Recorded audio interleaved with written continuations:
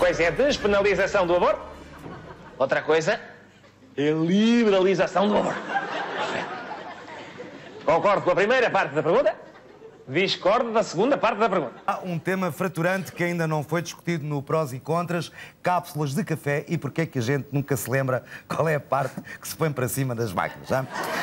Mas acho que esta semana o tema é outro e também é bem parvo.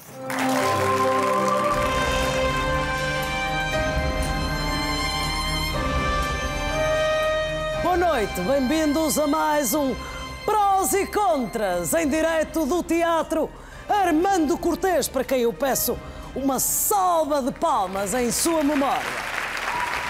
Agora parai com as palminhas, porque isto, apesar de tudo, não é o Festival da Canção, nem eu sou a Sílvia Alberto.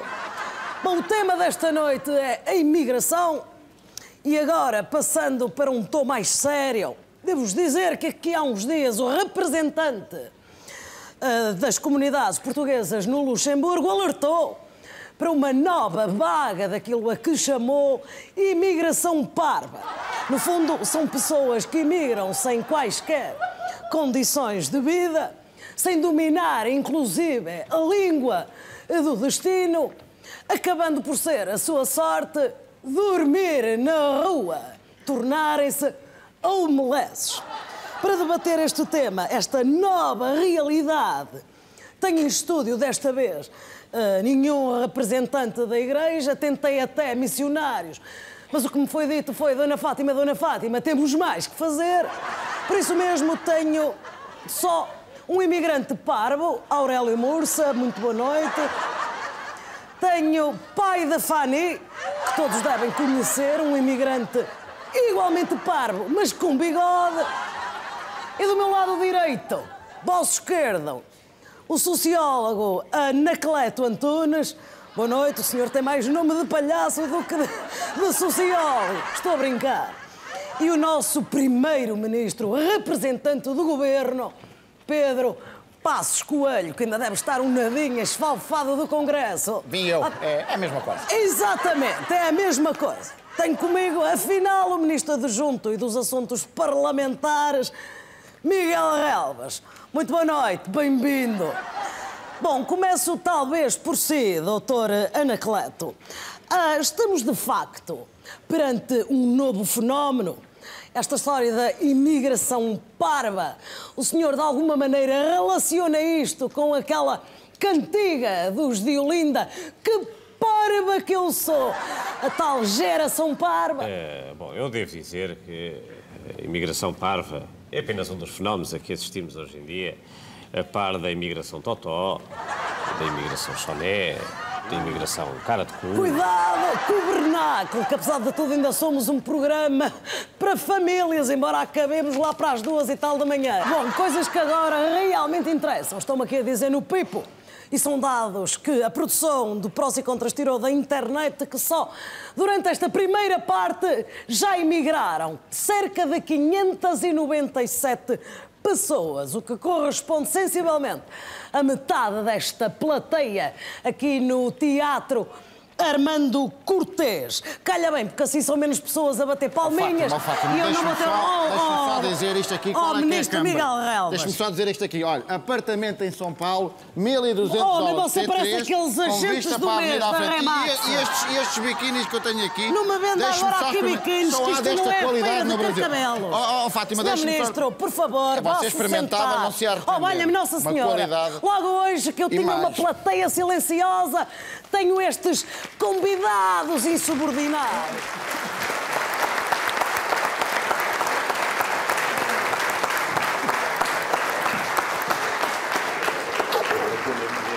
Adoro.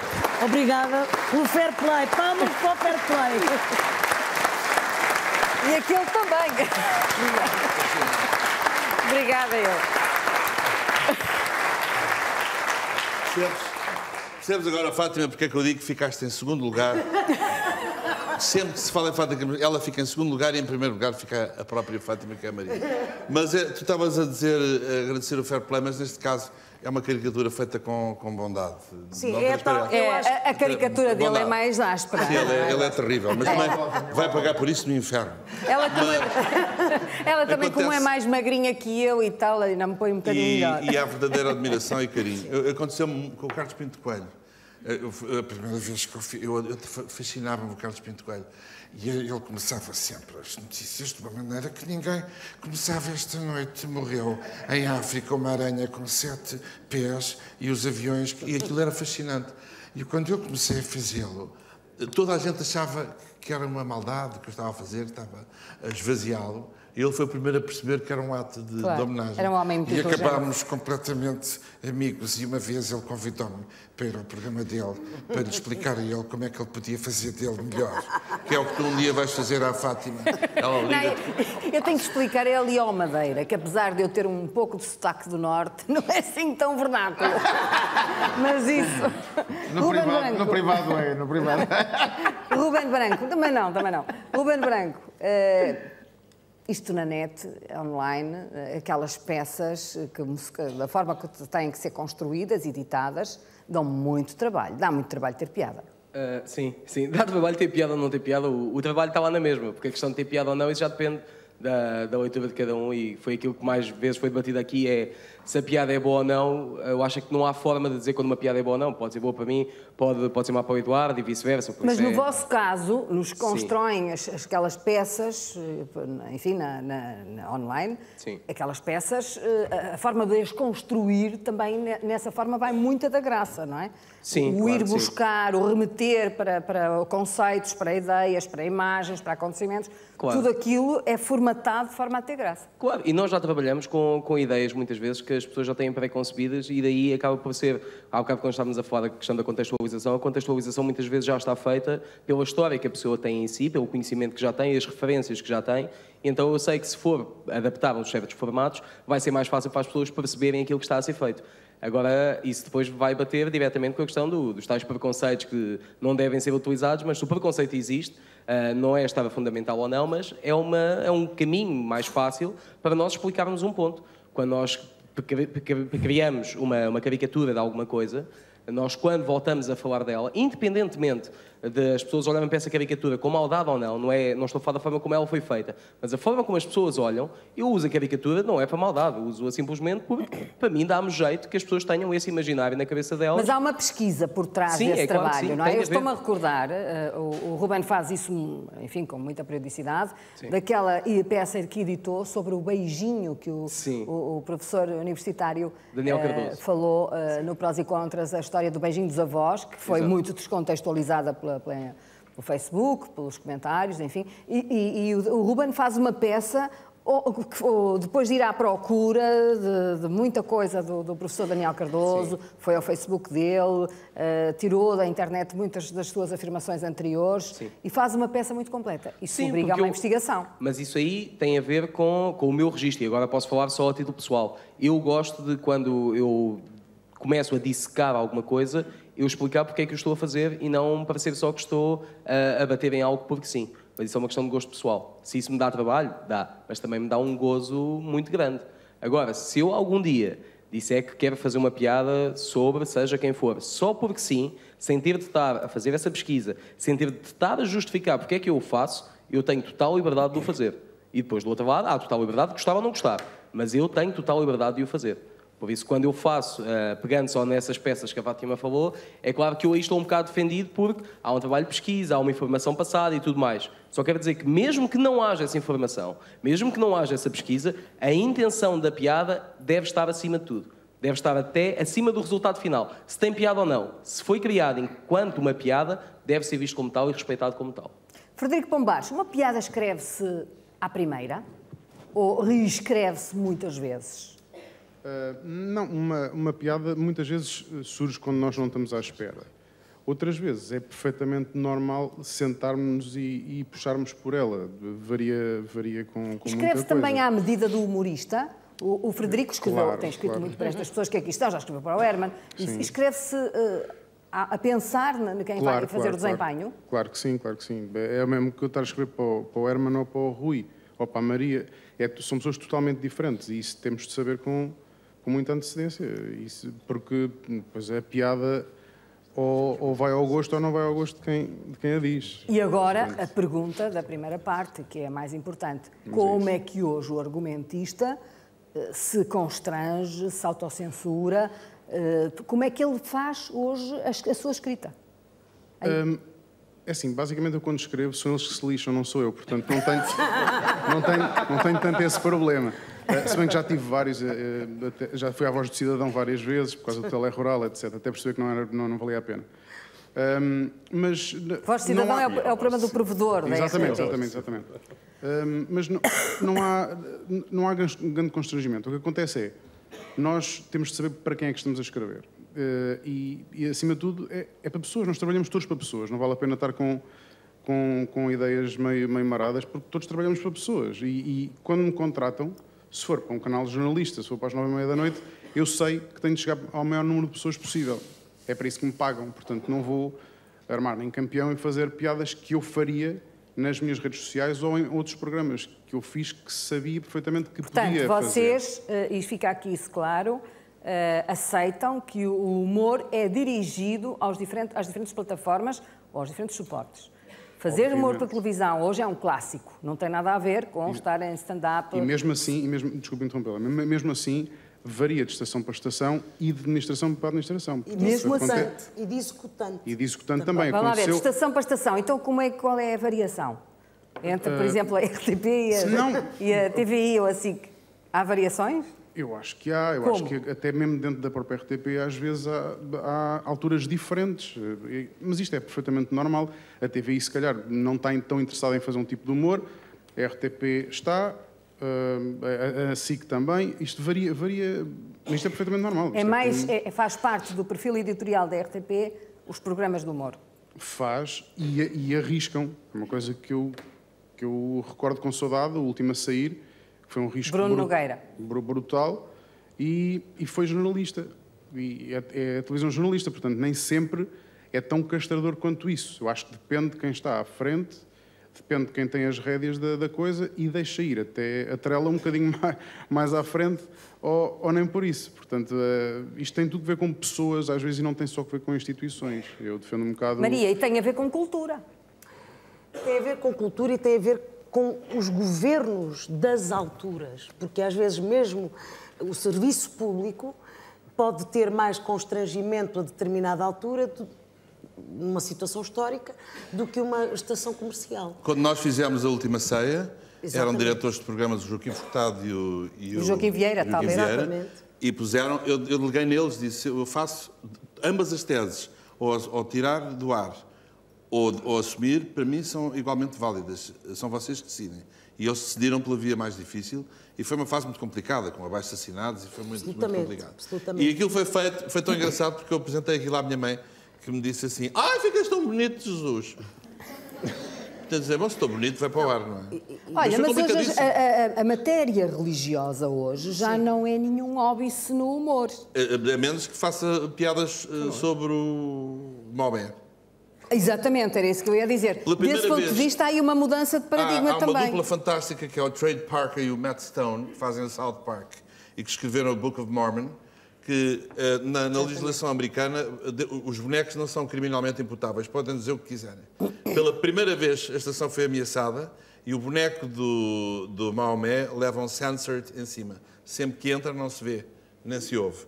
E eles vieram a público explicar que é a primeira vez na vida que foram verdadeiramente censurados por medo da estação e também pelo outro poder que a Maria já falou, que é o poder económico. Os anunciantes têm pavor à polémica. Exatamente. E de repente os ténis e as camisolas, os supermercados não querem estar associados a um programa onde haja o mais leve resquício de polémica. Ai meu Deus, que agora já acham que a apresentadora é racista. Corre com a apresentadora. E esse lado... Ou por exemplo querem. Daí a tal diferença dos executantes. Quem rasga fica associado a uma marca que lhe interesse atingir esse tipo de público. Portanto, depende de facto de tudo. E se calhar o que eu diga e o que o Herman diz tem uma consequência, que se calhar alguém numa rede social a começar não tem essa consequência. Mas há uma ditadura do económico. Exatamente. Portanto, há uma ditadura do económico, há uma ditadura não só do económico, também de moral, de costumes. Sim, claro. A do económico é mais uma. Ou seja, Mas é importante não essa esquecer. parte da Igreja já ficou mais reduzida. Olha, nós, por exemplo, eu acho que Fátima, sim. nessa altura da última ceia, tivemos a defesa do Frei Bento Domingos. Curioso. Que, curiosamente, muita gente de direita ou dita católica nos censurou e o Frei Bento veio nos defender, E o Bispo de Setúbal, explicando que o humor... E o Bispo de Setúbal veio ao meu programa Absolutamente. com um livro que se chamava Deus é o Humor. Exatamente. Portanto, a Igreja Católica está, felizmente, cheia de gente muito inteligente. Há outras E hoje igrejas... já não seria problema, hoje a última ceia. Sim, hoje não. Há outras igrejas onde isso não acontece porque lida com sentimentos muito básicos. Claro. Manuel Marques, mas fazer papéis de políticos, isso é contigo, não é? Estamos-te a ver a fazer... Eu depois culpo os autores. Estamos-te a ver a fazer de José Sócrates e outros assim, outros papéis. Sim, e o Ministro das Finanças, Ministro que das já não Finan- diz déficit, Pois. diz déficit, graças a mim, acho eu. Déficit. Mas lá está, eu sou um bocado kamikaze, eu não penso, eu não vou pensar se ofende este ou aquele, eu faço. Ele lixa-te. Está bem, mas esta é lá está, esta é a minha religião, é ser ator, comediante, e portanto não penso nas consequências que isso possa ter. Como o Herman disse, é uma piada, e pronto. O Manel é um grande trabalhador. É neste momento, todos os atores, aquele que mais me espanta e não para de evoluir. Tu fazes-me lembrar a primeira ereção do Adão. Então, como assim? Ai, ai, ai, Isto é ai. polémico. Não sei como, mas faz. Eu não conheço. Está bem, pronto, Quando o Adão teve a sua primeira ereção, virou-se para Eva e disse: Eva, chega-te para trás que eu não sei onde é que isto vai parar. E é o que eu sinto com o processo evolutivo do Manel. Acho que essa homenagem Não é por acaso que ele foi sentado na plateia. Muito obrigado. Muito obrigado. Já começas a ser uma... Foi a obrigação, fomos nós Vê que... lá se tenho que ir buscar o diácono dos remédios. Vê lá, vê lá. Mas é realmente... És um trabalhador, és um tipo fantástico, realmente. Mas lá está, eu como intérprete não penso, é humor só, e acho que estamos aqui demasiado preocupados com a ditadura do politicamente correto, só ofendemos raças ou géneros. Não, isto é só humor, é uma piada só. O que é que hoje, qual é a matéria mais preciosa hoje para um humorista? Mariana, Marta, são são a política, são costumes, é o quê? A matéria? Pode reformular a pergunta? Se os políticos hoje são uma boa matéria para um humorista trabalhar? São. A mim não me fascina particularmente. Por acaso, o meu pai é economista e uma das grandes paixões dele é política. Olha, que ele já passou aqui muitas vezes no programa. Eu sei, em 24/7 eu falo de política. Mas eu não tenho assim grande... Mas é muito material, tem muito sumo. Não para mim, não me debruço, mas claramente vai ter sempre muito sumo e depende de quem é que está à frente deste país e acho que se deve tocar sempre nessa ferida. Mas não sou a pessoa indicada, está aqui muita gente. Vou aqui perguntar ao Franco Bastos, porque ele também faz essas vozes todas. É um bom resumo da minha carreira, Fátima. É o que faz aquelas vozes todas, conta notas e as pessoas nunca sabem mais bem. Algumas. E dança, é aquele que dança. Os políticos são uma boa matéria para fazer humor. São, sem dúvida, mas essa frase acaba por ser um bocadinho limitativa. Eu acho que tudo é uma ótima matéria, tudo é uma fonte indiscutável e eu cada vez mais tento não excluir nenhum assunto e tento não pôr nenhum de parte. Já tive fases em que fazia mais humor político, nomeadamente na rádio, quando estava na Antena 3, era muito frequente. Hoje em dia não estou tão virado para aí, mas é de facto uma área muito fértil. O que é que hoje faz rir as pessoas? Tudo, mas isso também depende muito de que tipo de público queremos atrair ou não. O tipo de humor que fazemos tem muito a ver com aquilo que nos estimula a nós próprios, eu acho. E isso varia de momento para momento. Aquilo que me estimulava a fazer, se calhar, há uns anos, pode não ser necessariamente o que me estimula agora. Nós tentamos sempre ir à procura daquilo que achamos graça e temos esperança que haja mais pessoas que achem graça também. Mas vocês têm referências, todos têm referências, não é? Sim. Há pouco passou aqui o Raul Solnado, muito lá atrás. Depois veio o pai Herman, enfim... Que está aqui, não sei se já... Que está aqui.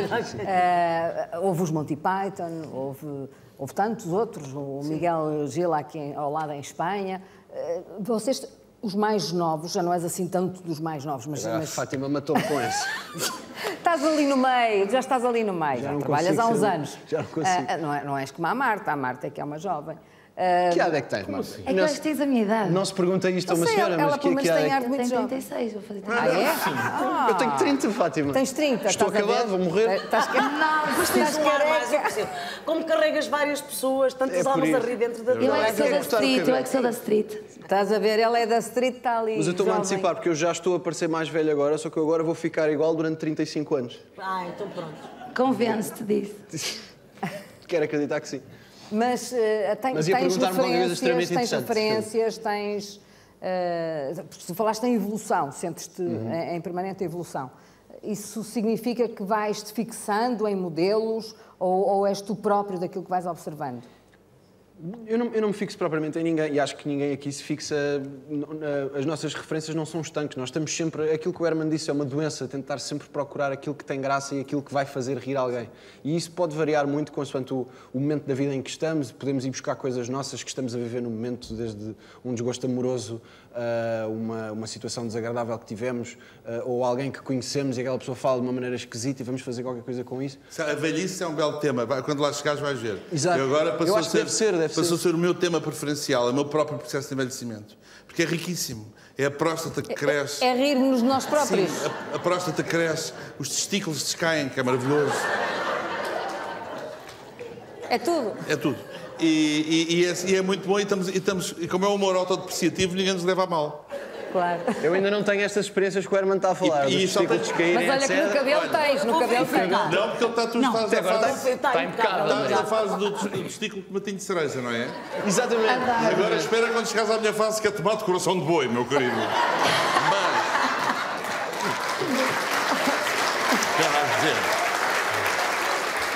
Vocês são imparáveis.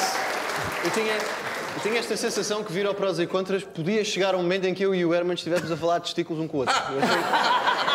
Era inevitável. Já estão os Eu vi na movimentos de ânsia de que este momento censura. pudesse acontecer. Já estão os movimentos de censura nas redes sociais Este a programa nunca vai para o organizarem-se, ar. francamente. Um programa que era sério, Mas descambou. é verdadeiramente libertador nesse Claro, aspecto. Voltamos claro. a ter a ideia de como o humor... na Alemanha de Hitler, o humor que se praticava dentro das comunidades judaicas para exorcizar as desgraças que se passavam é de uma riqueza enorme. Tão rica que há coisas dessa altura, época, e stand-up comedians e por aí fora. Porque nesse aspecto o humor é de uma generosidade total. Agora, o humor também tem técnicas, não é? Tem silêncios, tem ritmos. É uma matemática. É uma matemática. Isso é que além da forma de escrita, oralizada, aquela com coisa certeza. que o Luís dizia há pouco, de toda a gente acha que eu também podia ser humorista e tal, contar umas... Não se imagina a técnica que a comédia tem. É dificílima de...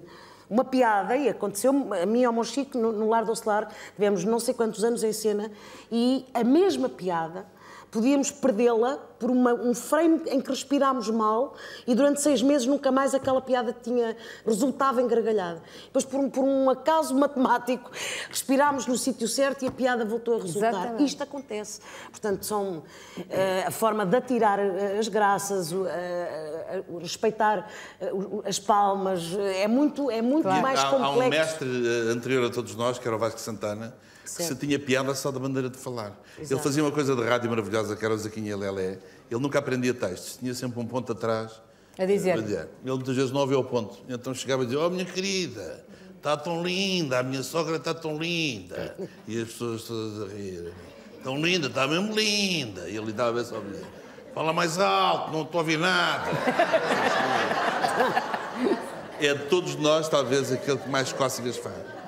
Homem culto, interessantíssimo.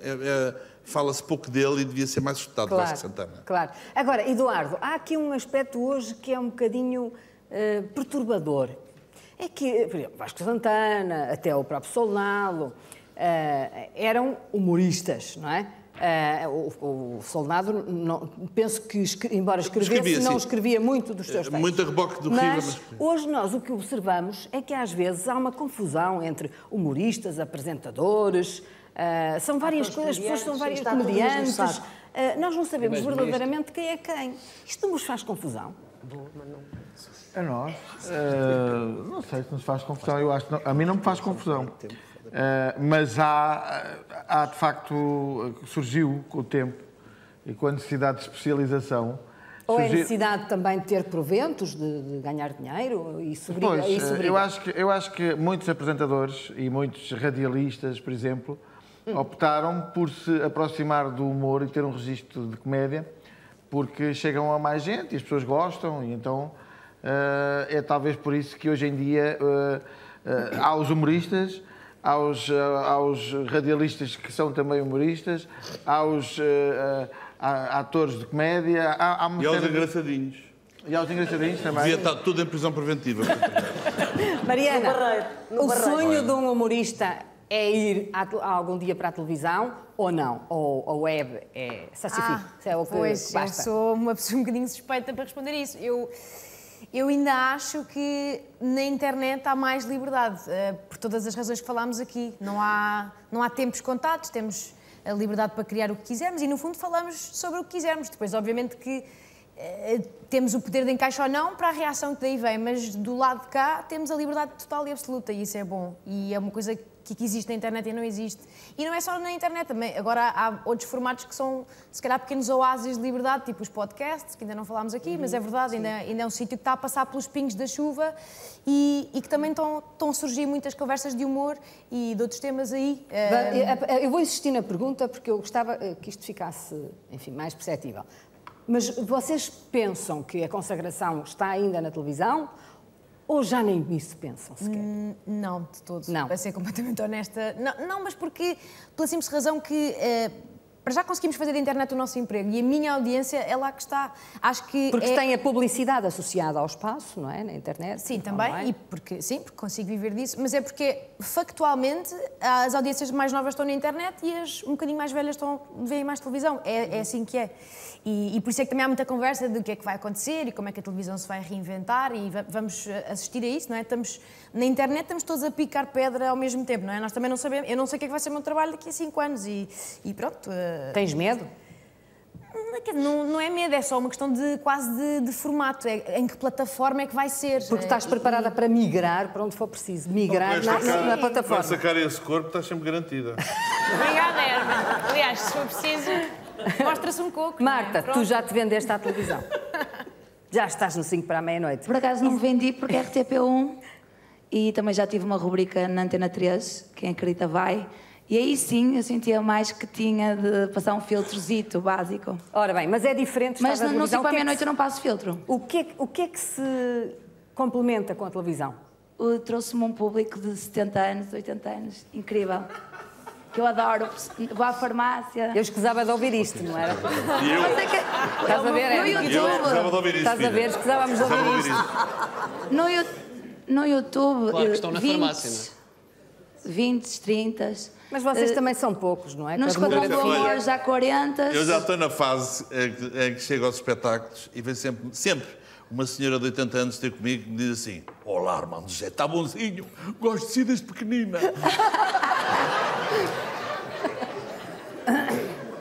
Mas o que é verdade, o que elas querem dizer é: gostam de mim desde que elas têm 40 anos, percebes? Entanto, passaram para 40 anos. Não, mas uma coisa que aconteceu no início, até eu fiz um sketch na RTP Memória e quando comecei no 5 à meia-noite eu tinha muitos haters. Acho que o público mais conservador resistiu um bocadinho à minha linguagem e ao meu registro. Acho que com o tempo recebo só love, abraço. Eu por acaso eu não tenho muitos haters. Não sei, e também não levo... Não, devia-te fazer uma coisa que só tu é que podias fazer. Ficou a 2 centímetros da pila de Gilberto Carvalho. Não foi? É 2 milímetros, não. Mas muito tempo. Fazia-te isto, fazia-te aquilo, fazia não sei o quê. E o Zé Alberto só se ria e via: ai meu Deus, é a minha carreira, é a minha carreira. Não foi? Mas foi mesmo. Mas até eu fiquei espantada comigo própria. Disse: nossa, como é que tu foste para isso? Porque assim, eu vou no sapatinho, e o pessoal vai dando um espaço e eu nunca vou por ali fora. Eu vou no sapatinho, o pessoal dá uma abertura, eu pau. Claro. E o que é que achaste? Mas tu és estilista. Sabes que ela é estilista? Ela tem o curso de designer de moda. Ela é giríssima, giríssima. Mas quando diz giríssima, que carga tem? Tem carga porque aqui em Lisboa, giríssima, dá para tanta coisa. Tipo, a noite do Porto é tão gira. Queres que eu te diga a versão do Norte? És do caralho. Está bem assim? É que giríssima mata-me. A vantagem do programa... Mata-me muito. vantagem de ser gravado. Uma querida. És muito querida. Não, mas é isso. És maravilhosa. Que és genuína, eu és sou muito bondosa. genuína. A minha voz treme e eu fico nervótica de tão genuína que eu sou. Nervótica é muito bom. Estás a criar atrevida. neologismos e tudo. Olha, mas tu não tens medo, és uma mulher desassombrada. Não. Sempre que li ação, eu estou nervótica. Ai, eu não consigo, ai, não sei o que, eu não vou conseguir. Mas depois tem que ser e mando-me. Mas eu tenho muito respeito a isso. Eu estou-me a rir sempre com as pessoas. Quando nos casamos nas marchas, ficaste aflita porque eu comecei a imitar-te, lembras-te? Não é que eu tenho um respeito por ti dos tipos. Não chega assim, tu derrubas-me em 2 segundos, não é assim. Vai agora ensinar a missão, não é? Não, há pessoas, vai com calma. Mas isso surpreende-me, eu nunca sei. Eu chego e vou muito no freestyle. Chego e vejo o que tu me dás também, eu pego e pau. É muito nisso. Pega e pau, pau e pego, é muito bom. É muito estás aqui, assim. estás como ela imagina. Absolutamente fã. Sinel Cortes, o Herman é uma espécie de cimento, hoje ainda, do humor em Portugal. O Herman é um agregador ainda de tudo. Porque, eu te pergunto sei. isto porque o Herman é o artista completo. Canta, Sim, é uma maravilha. dança, desempenha, é poliglota, é tudo, não é? Ele consegue fazer tudo. Sim, eu tenho dito que é uma maravilha a existência do Herman, porque nós não precisamos nos estar a preocupar ou demasiado estressados em tentar ser... Há sempre aquela coisa, queria ser o melhor português de sempre. Não vale a pena. Vale a pena? Mais vale. Não, mas isso é mesmo excelente, isso. O Herman, uma década do Herman, escolham uma, tem mais produção artística do que a vida de qualquer humorista à parte do Herman. Depois, o que vem agora depois do Herman, ninguém vai fazer tanto, nunca. Então isso é um descanso muito grande, que está aqui o melhor. Ok, então vou curtir. Vou-me divertir, fazer o que eu gosto e sim, é isso. Atingiu um patamar que hoje, com tantos também e tão segmentados, porque hoje já não é só um canal, são muitos multicanais, multiplataformas, multissuportes. É difícil essa competição entre todos? Não. Eu quanto mais coisas houver, mais eu gosto. Eu acho que há sempre espaço, e a prova disso é que há mais na minha área, que é os espetáculos ao vivo e o stand-up, estou mais atento a isso. Há imensos colegas meus agora a fazer, está aí uma febre que não existia há 10 ou 15 anos, e é normal, o stand-up chegou aqui. E sempre com as salas cheias, que é fantástico. Sim, há imenso público, acho que nós temos em Portugal muito público, os lives esgotam 6 meses antes, espetáculos... Mas Rui, o que o humor também está a começar o que a Fátima está a dizer é que é indiscutível, é que quando eu tinha a tua idade, 15, 18 anos, só havia realmente um canal. E, portanto, qualquer coisa que nós fizéssemos era conversa no dia seguinte. Hoje em dia não há máximos, talvez um jogo... Qual é a chance desta gente que aqui está ter um êxito como o senhor feliz e o senhor contente? Pois, porque não há... Nenhuma. Então, nessa altura, só havia um único canal. Portanto, toda a gente era obrigada a ver, não é? E, portanto, agora, há outras... Os públicos estão mais atentos e há muitos públicos para muitas... para sustentar muitas plataformas. Isso é muito interessante. Agora, o que há, e isso eu vou perguntar também a todos, é se há um respeito pelo trabalho, da diferença que cada um vai apresentando. Isso é visível hoje ou a concorrência não permite esse respeito? Eu acho que, no fundo, todos nos respeitamos muito. Temos um bocado a esperança que o outro morra para ficar com o mercado. Mas temos respeito. Já está, Sinel, afinal... Eu adoro os meus colegas, mas se eles morressem todos, eu não importava. Negro. Rápido. Mas o respeito a gente tem, não é? Isto era uma questão interessante do Stuart Lee, que é um humorista britânico. Ele tinha um espetáculo que se chamava 41º Best Stand-Up Comedian, e ele dizia, se morrer algum dos que está para cima, eu vou subindo de lugar. Exatamente. É um bocado e tu já viste morrer alguns dos grandes? Estamos a falar do Solnado e do Nicolau Breiner, por exemplo. Sim,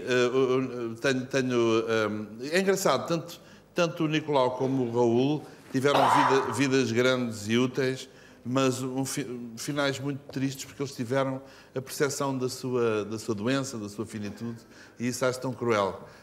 Acho fantástico pessoas que morrem quase que no palco, sabes, e que... Como ele, por exemplo... Água aqui para o senhor Eduardo Madeira.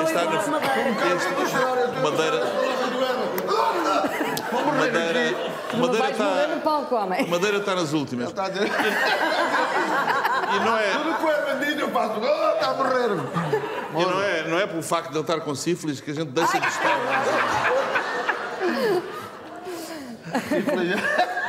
Mas deixa-me dar-te um exemplo de um tipo que até ao último dia foi maravilhoso.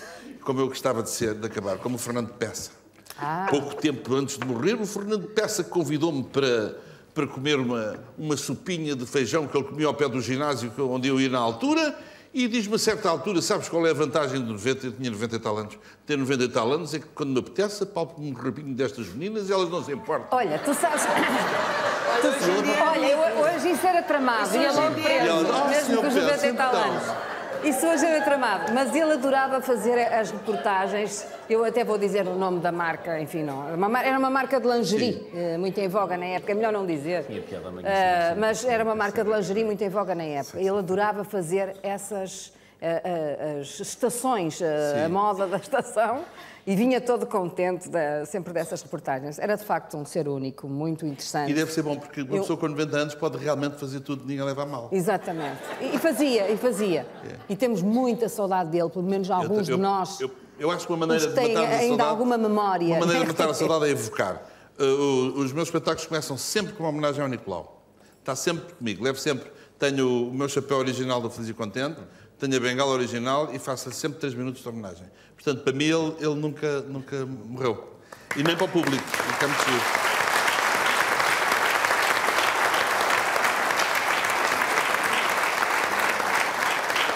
É muito curioso que eu penso que tu não vieste. Eu fiz há uns anos um programa sobre humor, onde esteve o Solnado, onde esteve também o Nicolau Breiner, o Ricardo Araújo Pereira, que hoje não pôde vir, o Dr. Almeida Santos, político, na altura Fantástico. Presidente da Assembleia da República, muito curioso, veio a esse programa. O Almeida Santos também não teve decadência, viste? Morreu completamente no auge Era das suas uma pessoa faculdades. com um enorme sentido de humor.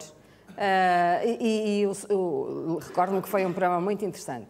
Já agora, nesse programa, esteve também um senhor chamado Ferro Rodrigues, que era o pai do atual Presidente da Assembleia da República. Exatamente. Eduardo Ferro Rodrigues Escritor de humor. Era argumentista e trabalhava E escreveu para os Parentes de Lisboa, para os para Parentes de Lisboa e para a revista. Sim. Penso que fez muitas revistas, escreveu muitas revistas. É muito curioso que as pessoas não sabem que estas coisas... Enfim, as senhoras mais velhas já sabem. É verdade. Eduardo, o que é que era o ideal para vocês? É que a sociedade civilizacionalmente retrocedesse neste afã do politicamente correto? Isso é um grande problema hoje. Para estar na televisão, como tu dizias ao Herman, temos que pensar muito bem em tudo, não temos a mesma liberdade. Se é um grande problema... Não, quer dizer, é assim, eu acho que tem a ver também com a importância e deixarmos crescer o problema. Mas que tem tendência a crescer, tem. É como a próstata do Herman. Tem tendência a crescer. Ai, que a tua não cresce. Foi eu que disse. Não sou, eu estou só... Portanto, tem tendência a crescer. Partes do princípio que ela vai continuar a crescer porquê? Não sei. Porquê é que ela não há de ficar parada agora? Não sei. É provável que não cresça. É provável. Espero que ela fique por aqui. Claro. Também está frio agora. Acho que o calor... Não te entendes mais. Sabes o que é que nos fazia falta? Ter o privilégio que têm os espanhóis de ter o mercado sul-americano. Era tão bom que nós estivéssemos no mesmo plano que o Brasil e não estamos. Uma coisa que me deixava... O brasileiro. Ainda há pouco tempo há um programa que é o Amari, você tem de ver, imitá-lo, Franco Baixo. Amari Júnior, que veio fazer um programa a Portugal. E estava bebendo uma coisa muito... Estava em Óbidos. Que maravilha! Isto é uma bebida que é o gingá. Era a ginja. O brasileiro basicamente, está-se a cagar para o português. Está mesmo. E nós temos muita pena porque nós adorávamos ter implantação lá.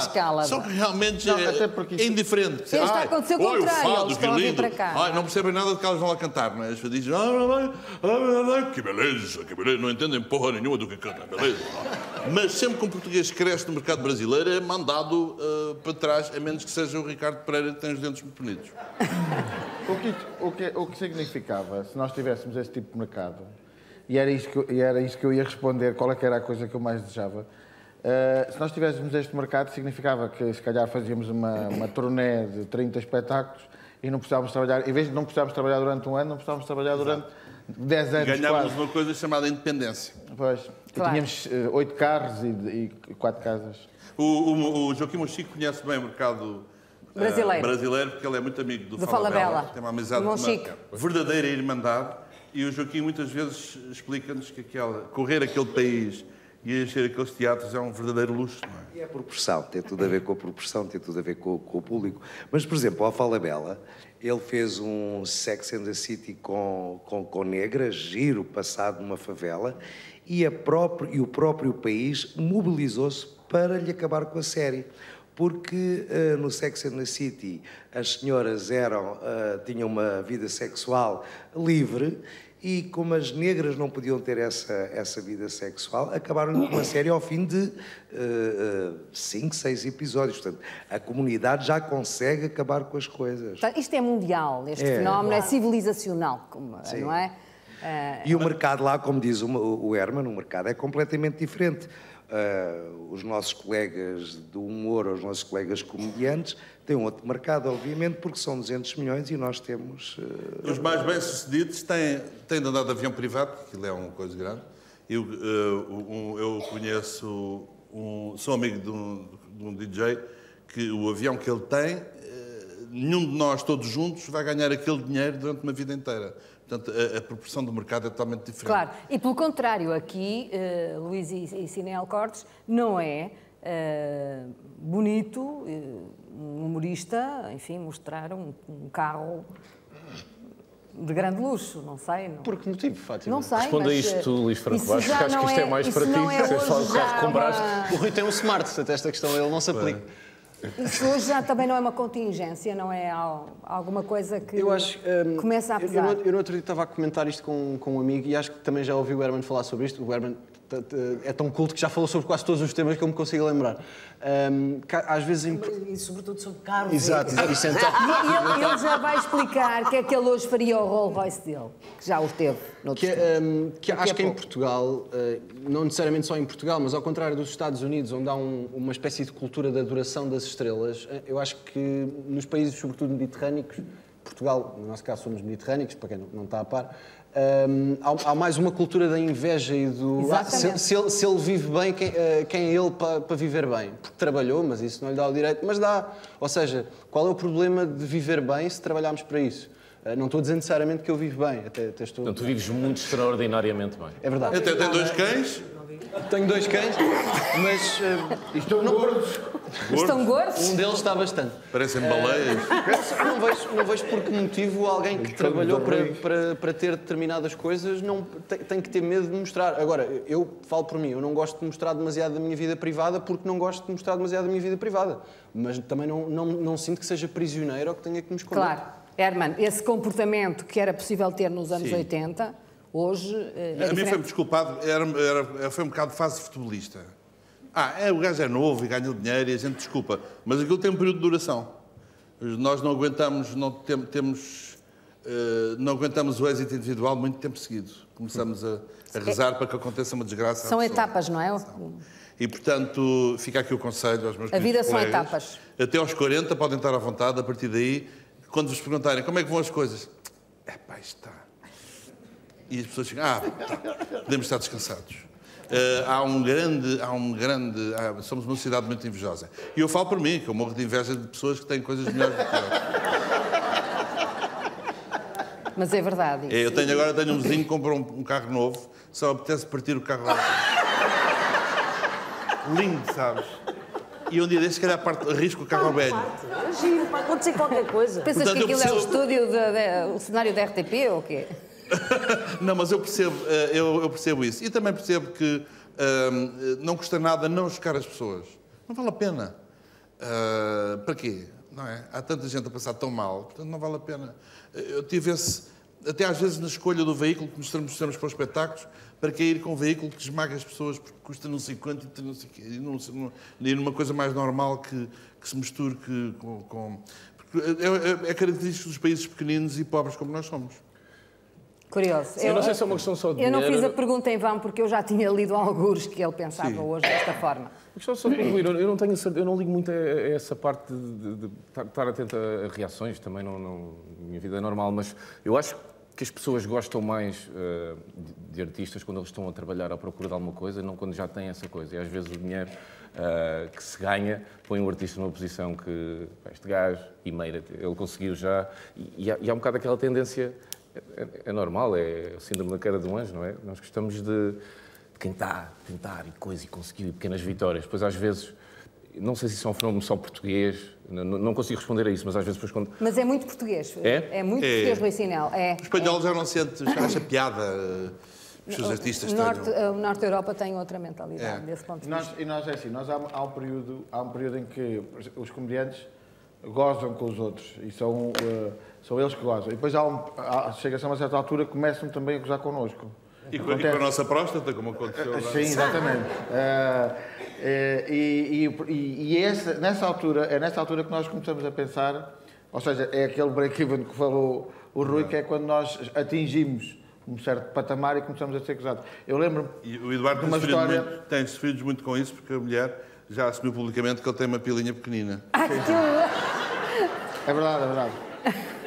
Está agora na fase de grande sofrimento. Não, mas ela faz isso para não haver concorrência. Eu compreendo, né? Está a defender o que é dela. Mas já agora, só uma coisinha, que é, houve uma altura que o Franco Bastos fez uma imitação minha. E foi a primeira vez que eu senti, ou seja, passei para o outro lado, senti-me gozado. Olá lá. E eu dizia-lhe a ele, acho que não tem nada a ver comigo, sinceramente. Até que um dia vou com o meu pai no carro e ele está-me a imitar e o meu pai diz: isto aqui é aquele tipo que acha que me imita bem. E o meu pai diz: está igual, está igual. A partir daí, pronto. E o Eduardo, no outro dia, fez uma imitação minha e da minha... A Ana Bola fez de minha mãe. Eu adorei. Mas a minha mãe ficou um bocado... Eu não canto assim tão mal. E tu já usas essas plataformas todas, Instagram, agora já é ela que diz, então onde é que filmamos?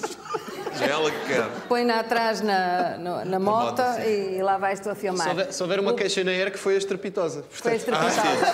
Ruben, a política é um bom manancial para a net, para online? É, se bem que depois também tem a ver com o público a que nós chegamos normalmente. E normalmente o meu público não se interessa muito por política. Portanto, é um público muito jovem que está na web, é isso? Ou desinteressado, simplesmente. Eu considero que um público da minha idade, eu tenho 25 anos, acho que sou o mais novo de todos os convidados de hoje, já não é provavelmente uma criança, já deve ter algum conhecimento e deve ter algum interesse sobre a política em si. Se tem ou não, depois já é uma decisão de cada um. Eu acho que a maioria do público que eu tenho como base não tem esse interesse, mas isso depois é uma decisão que cabe a cada artista decidir se isto não é aquilo que o meu público gosta de consumir, mas eu quero fazer. E a minha índole leva-me a, ok, vou fazer. No meu caso, estou mais no YouTube. Se eu decidir que vou criar um conteúdo que eu sei que, por tempo a mais, vai ter menos visualizações, vai ter menos alcance, até pode mesmo prejudicar o meu canal a médio e longo prazo, se eu quiser fazer, que foi o que aconteceu esta semana, eu faço. Aí sim. Eu ainda esta semana, sobre a questão do artigo 13, só a título de curiosidade, sentei-me à mesa com algumas pessoas, uma delas o eurodeputado Marinho Pinto, e eu lancei um vídeo de 1 hora, que é impossível 1 hora de conversa com um áudio que está longe de ser brilhante, com o eurodeputado. E não teve um ótimo alcance, mas para mim fez sentido eu fazer aquilo. Claro. Se faria novamente, claro que sim.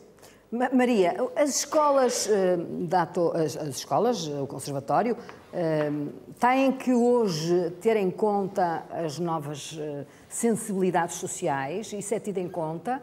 Como é que vocês aprendem a ajustar-se à sociedade? Eu penso que as escolas nisso são muito clássicas e, portanto, a comédia... Isto também vale tudo muito, porque ainda, de facto, o humor é aquela coisa, muito riso, pouco siso, é um palhacito. O humor ainda não é uma coisa tida mundialmente. Está bem, faz piada, mas trabalha em quê? Não, sou atriz, sou comediante, mas trabalha em quê? Pronto, está sempre esta coisa. Já é possível viver do humor em Portugal? Exatamente. E eu acho que, ultimamente, é isso que é bom verificar, que já esta classe, estarmos aqui com tantos comediantes reunidos, é uma coisa muito recente. É muito recente, de facto. Tantos estilos, as escolas... Tantos estilos, isso, tantos suportes. Eu lembro-me, por exemplo, no conservatório, quando eu comecei a dar nas vistas por ser demasiado cómica, fui aconselhada a ir diretamente para o Parque Mayer. Vá para o Parque Mayer, não está aqui a fazer nada, está a tirar lugar às atrizes. Isto foi-me dito. Mas a Ana Paula disse uma coisa linda. Não disse? A tua professora Ana Paula Zeigler, que na altura... Disse assim, vá lá ter com o Herman. Pois foi. Mas, portanto, o que eu quero dizer é... Mas repara, isto é uma mentalidade, estamos a falar dos anos 90. Claro. Foi ontem. Portanto, a comédia tem vindo, mundialmente, a entrar para uma zona de crédito, mas que ainda é uma coisa muito, muito difícil de... Portanto, eu não sei, porque há muito...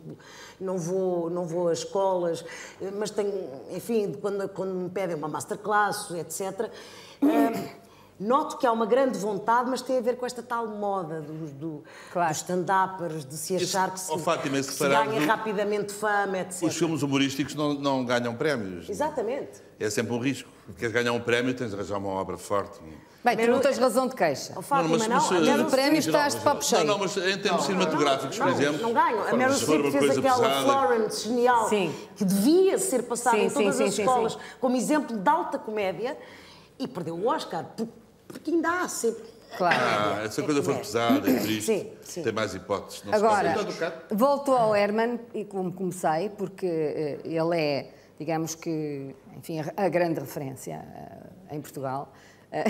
E eu agora lembrei-me de uma coisa que me contou o general Ramalhianos, com um miúdo que fez na escola um trabalho sobre ele, escreveu a biografia toda, nasceu em Alcaíns, isto e aquilo e aquilo outro, fez o 25 de novembro e ainda está vivo. E eu agora digo o mesmo de ti, está aqui vivo.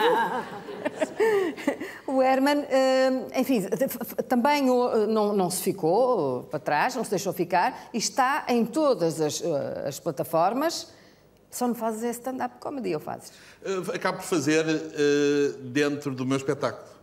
Porque, no fundo, a definição de stand-up comedy é trabalho humorístico criado por nós próprios, escrito por nós próprios. E todas as partes humorísticas dos meus espetáculos ao vivo são minhas e são de minha criação. Portanto, eu tenho, como tenho uma componente musical muito forte, tenho fatias de stand-up comedy no meio das músicas. E quando o público é muito barulhento, encolho o humor e estico a música, porque as pessoas depois com os copos querem dançar, querem lá saber o que a gente está a dizer. Olha, mas dominas a web, a técnica da web ali como a Marta e como a Ruben, ou não? É muito melhor que eles, porque eu sou muito tecnológico. Porque eu sei que és. O meu pai, quando eu tinha 4 anos, obrigava-me a montar os filmes. Ele era cineasta amador. E eu comecei desde pequenino a montar filmes de 16mm, 35mm, mexer nas coisas, portanto adoro os gadgets. E para mim faz parte da minha alegria de viver. Não tive de me adaptar a coisa nenhuma. Herman José, Maria Roef, Luís Franco Bastos, Rui Sinel Cores, Eduardo Madeira, Mariana Cabral, Frederico Pombares, Manuel Marques, Joaquim Monchique, Marta Bateira e Ruben Branco. Muito obrigada por terem vindo aqui esta noite conversarmos sobre o humor e sobre aquilo que está a alterar o paradigma das sensibilidades em Portugal e que, de certa forma, também, se não é um constrangimento, pelo menos é um fator mais de pressão sobre a forma como se faz humor. Obrigada, boa noite, até para a semana.